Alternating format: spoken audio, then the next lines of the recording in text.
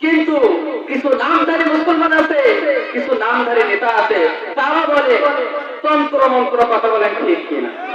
কোন তন্ত্র মন্ত্র দিয়ে কোন সমাজ চলতে পারে না, কোন দেশ চলতে পারে না, কথা বলেন ঠিক কিনা? আইন কার, কথা হবে তার, তার নিয়মে, তার দেখানো, তার প্রমাণ অনুযায়ী চলবে, কথা বলেন ঠিক কিনা? এ মুসলমান, কথা বলেন ঠিক কিনা? এই জন্য অনেকে বলবে হুজুর আবার গরম হচ্ছে, রাজনীতির কথা বলছে।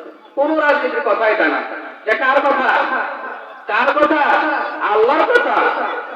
আল্লাহ তাআলা কোরআনুল কারীমে বলেছেন যে আমি যদি দুনিয়াতে কাউকে নেতৃত্ব দেই, ভাই কথাগুলো সুন্দর করে বুঝবেন, ভয়ে পাওয়ার কোনো কারণ নাই। ভয়ে পাওয়ার মানুষ আর দেশে নাই। কোন ভয় আছে?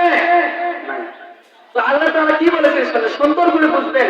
এখনো যারা বাহিরে আছেন একটু প্যান্ডেলে একটু দয়া করে বসে যান, দিনের কথাগুলো শোনেন, কিছু বোঝেন, আমল আনার চেষ্টা করেন। কবে আপনার হায়াত শেষ হয়ে যাবে কে জানে? কবে শেষ হলে কেউ জানে? যখনই আপনার হায়াতের জিন্দেগি শেষ আপনি জানতেও পারবেন তখন আপনি শেষ।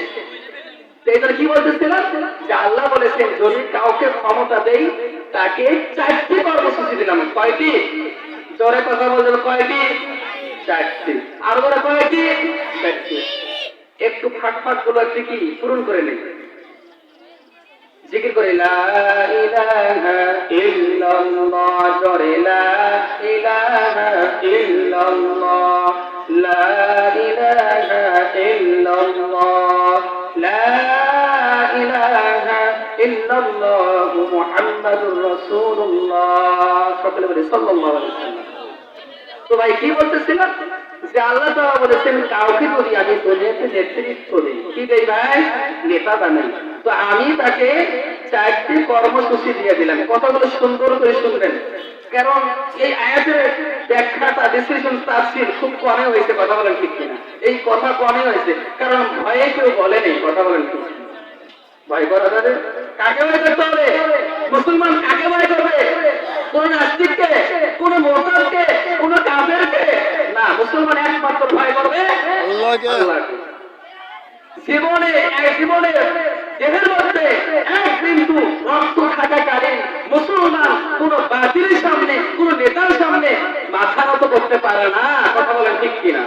এই জন্য কোনো ভয় নেই, দিল খুলে কথাগুলো শোনেন, কাজে লাগবে। কিছু বোঝেন কোথায় আপনি আছেন, কোন স্তরে আপনি আছেন, আপনার স্তরটা কোন পর্যায়ে আছে, জান্নাতে আছেন না জাহান্নামে আছেন, আপনি নিজেই বুঝতে পারবেন। কার সঙ্গে আপনি লিপ্ত আছেন নিজেই বুঝতে পারবেন কোন দলে আছেন। আল্লাহ রাব্বুল আলামিন সূরাতুল হাজ্জের 41 নম্বর আয়াতের মধ্যে বলে দিলেন, সকলে মনোযোগ সহকারে শুনেন, আল্লাযীনা ইন মাক্কান্নাহুম ফিল আরদি আকামুস সালাতা ওয়া আতাউজ যাকাত ওয়া আমারু বিল মা'রুফি ওয়া নাহাউ আনিল মুনকার ولله عاقبة الأمور। سورة الله أكبر। আল্লাহ রাব্বুল আলামিন বলেন যদি আমি দুনিয়াতে কাউকে নেতৃত্ব দেই, কাউকে যদি নেতা বানাই, আমি তাকে 4টি কর্মসূচি দিয়ে দিলাম। 1 নম্বরে সর্বপ্রথম যখন সে দায়িত্ব পাবে, ক্ষমতা হাতে পাবে, সর্বপ্রথম সে জমিনের মধ্যে নামাজ প্রতিষ্ঠা করবে। বলেন সুবহানাল্লাহ। নামাজ কায়েম করবে, নামাজকে সংসদে আনবে, বিধান দেশের ভিতরের মধ্যে একটা নামাজও এরকম নামাজের বিধান করে দিবে। কেউ যদি নামাজ না পড়ে তার জরিমানা হবে, এরকম কঠোর আইন করে দিবে। কে বলেছেন? আল্লাহ বলেছেন যদি কাউকে নেতৃত্ব দেয় সর্বপ্রথম ক্ষমতা পাওয়ার পরে সে নামাজ প্রতিষ্ঠিত করবে। বলেন সুবহানাল্লাহ। কিন্তু বর্তমানে আমার ভাইয়েরা গভীর মনোযোগ দিয়ে শুনবেন, বর্তমানে দেখেন, একটু জরিপ করে দেখেন কয়জনই তো নামাজ পড়ে। ভাই কথা বলতে হবে, নামাজ পড়ে কয়জনে তো নামাজ পড়ে? তারা নিজেই নামাজ পড়ে না, কেমনে তারা নামাজের আইন চালু করবে? কথা বলেন ঠিক কিনা? ও মুসলমান বন্ধুগণ, তারা কখনো আমরা দেখি নাই এই 15 বছরে 10 বছরে কখনো দেখি নাই একটা দিন সংসদের মধ্যে তারা দাঁড়িয়ে বলতেছে যে নামাজ পড়তে হবে, বলেছে? বলে নাই। কিন্তু আল্লাহ তাআলা নিজে বলেছেন কাউকে ক্ষমতা দিলে সর্বপ্রথম সে নামাজ প্রতিষ্ঠা করবে। 1 নম্বরের মধ্যে তারা ফেল, তারা নেতা হওয়ার যোগ্য না। 1 নম্বরে তারা কি? তারা নেতা হওয়ার কি না? যোগ্য না। এরপর আল্লাহ তাআলা বলেছেন 2 নাম্বার তারা যে কাজ করবে, 2 নাম্বার কাজ হবে তারা যাকাত অর্থনীতি চালু করে দেবে। কি চালু করে দেবে? যাকাত অর্থনীতি চালু করে দেবে। কিন্তু বর্তমানে যাকাতের নামে সুদের কারবারি কথা বলা ঠিক কিনা? আপনি গণনা করে দেখেন, তৈরি করে দেখেন, যে একটু চিন্তা করে দেখেন আমাদের এলাকায় শহরে বন্দরে যেখানে দেখবেন অনেক শিল্পপতি আছে, কথা বলেন ঠিক কিনা? ধনাত্ম ব্যক্তি আছে কিনা? যার মাল অনেক অনেক ব্যাংক ব্যালেন্স আছে কিনা? দেখেন তো তারা কি হিসাব করে যাকাত দেয়? কথা বলে নাই, কথা বলতো, তারা কি হিসাব করে যাকাত দেয়? আজকে যদি এটা রাষ্ট্রীয়ভাবে একটা নিয়ম থাকতো, আইন থাকতো, যাকাত দিতে হবে, যাকাত না দিলে দণ্ডনীয় অপরাধ হবে, জেল থাকতে হবে, বলেন তো কেউ কি যাকাত না দিয়ে থাকতো? জোরে কথা বলতে থাকতো? পেছনে যারা আছি সামনটা ক্লিয়ার করে একবারে সামনে জায়গাগুলো পূরণ করে নেই, ফাঁকা জায়গাগুলো পূরণ করে নেই, সামনে আসেন। সামনে লোক না থাকলে কথা বলে কি পাওয়া যায় না, মজা পাওয়া যায়, স্পৃহা থাকে না। এই জন্য একটু সামনে সবাই দাঁড়ায়, একটু সামনে আসে। তো কি বলতেছি, যে যদি রাষ্ট্রীয়ভাবে এই যাকাতের নিয়ম থাকতো, আমলে ছিল যে যাকাত যারা দিত না তার বিরুদ্ধে তিনি কি করতেন? যুদ্ধ ঘোষণা করতেন। কিন্তু বর্তমানে তারা নিজেই সুদের সঙ্গে লিপ্ত, ঘুষের সঙ্গে লিপ্ত, তারা নিজের টাকার পাহাড় করতেছে। তারা কি যাকাত দিবে আর কি আমাদেরকে যাকাতের কথা বলবে?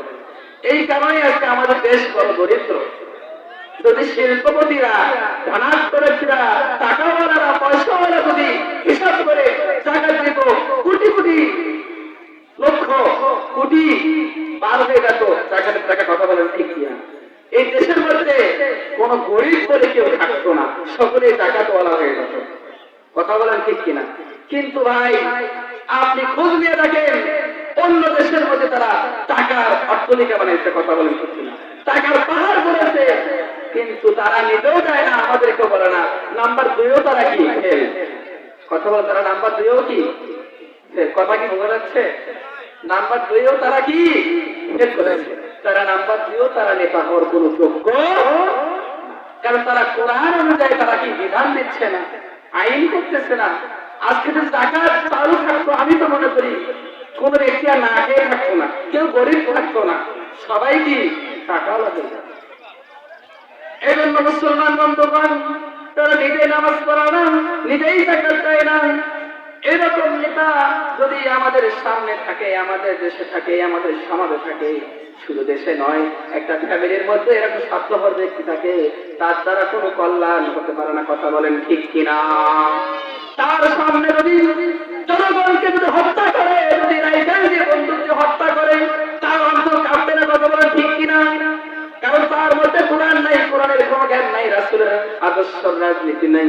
এই কারণে ওই জনগণকে যদি কেউ হত্যা করে, সে নিজেও জনগণকে জবাই করতে দ্বিধাবোধ করবে না, কথা বলেন ঠিক কিনা? আর যদি আল্লাহওয়ালা নেতা হয়, আর যদি কোরআনওয়ালা লোক হয়, তার দ্বারা কখনো কোনো জনগণের জুলুম হবে না, কষ্ট হতে পারে না, মৃত্যু হতে পারে না, পতন হতে পারে না। সে জনগণের দুঃখে চোখের পানি ফেলবে, কথা বলেন ঠিক কিনা?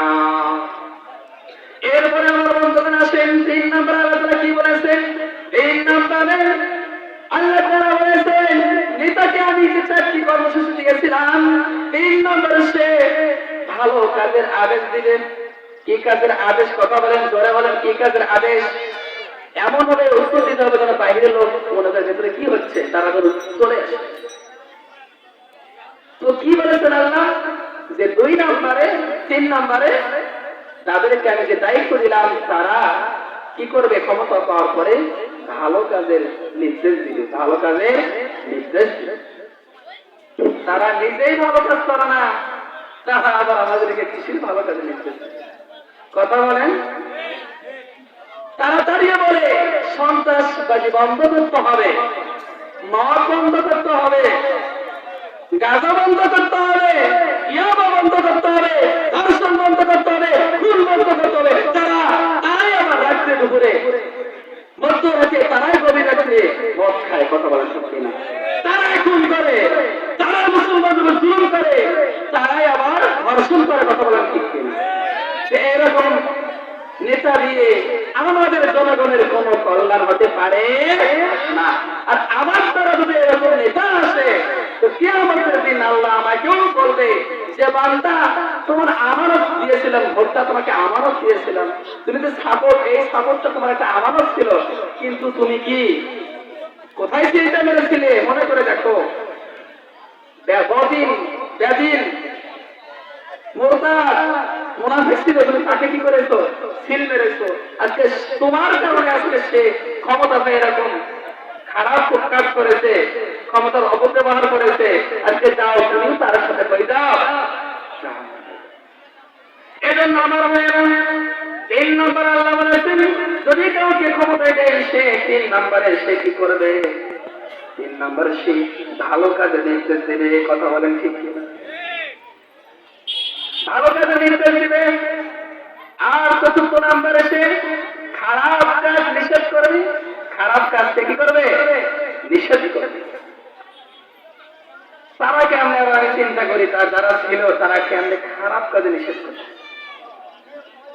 কেমনে বলেন তো? কোন খারাপ কাজটা তারা করেনি? যারা কথা বলতে হবে মুসলমান, তারা কোন খারাপ কাজটা করে নাই এটা বলে। এই কারণে আজকে আমাদের দুর্দশা। এই কারণে দুর্দশা, আমরা কাকে কি বানিয়েছিলাম? এই জন্য তারা নিজেই খারাপ কাজে লিপ্ত থাকে, তারা নিজেই সুদের মধ্যে লিপ্ত, তারা নিজেই ঘুষের মধ্যে লিপ্ত, তারা নিজেই জনগণের মধ্যে